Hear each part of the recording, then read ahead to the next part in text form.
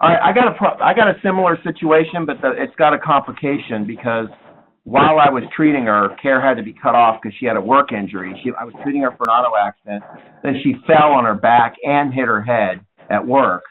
And then I don't do work comp, so they took the case away from me. So, this is before I started working with you. So if I order a CRMA now or start doing all this stuff, they could argue it's because of the work-related injury, not the car accident. So I'm just wondering what to do. No, you're exactly right. And that's what they will do.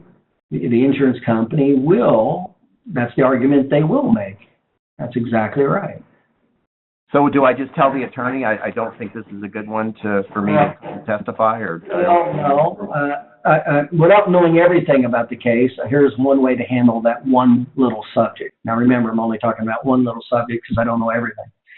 But what you could do is still do the CRMA, and then you have to do a very good association of the cause and effect, telling the story that I talked about, which was, can you establish the cause and effect relationship? Can you show that the subjective and objective findings were most likely, in your professional opinion, a result of that cause and effect relationship?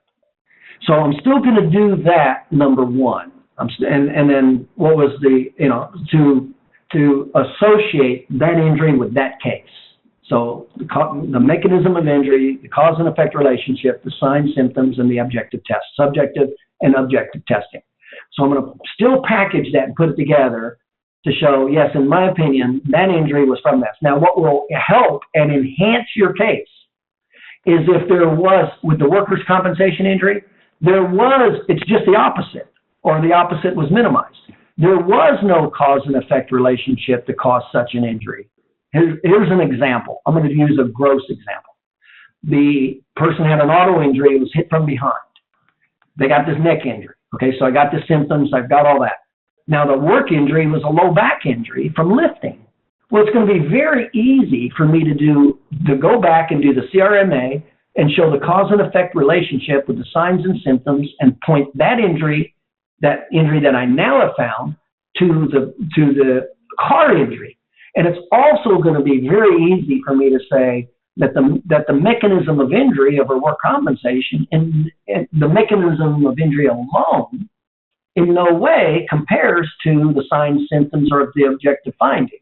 And so, in my opinion, in no way I would say the workers' compensation injury is due to this injury. So it helps if you can not only tie one together like what we like to do, but that if you can also say the opposite with the work injury to help create a clear distinction. Does that make sense? Yeah, this is going to be tough because she fell and hit her head on the floor. You're right. So if it's a similar mechanism of injury, yes, now you've got serious problems. What I would still do it, and I would try to apportion it, is what I would do. That's what I would go for, is apportioning. Okay.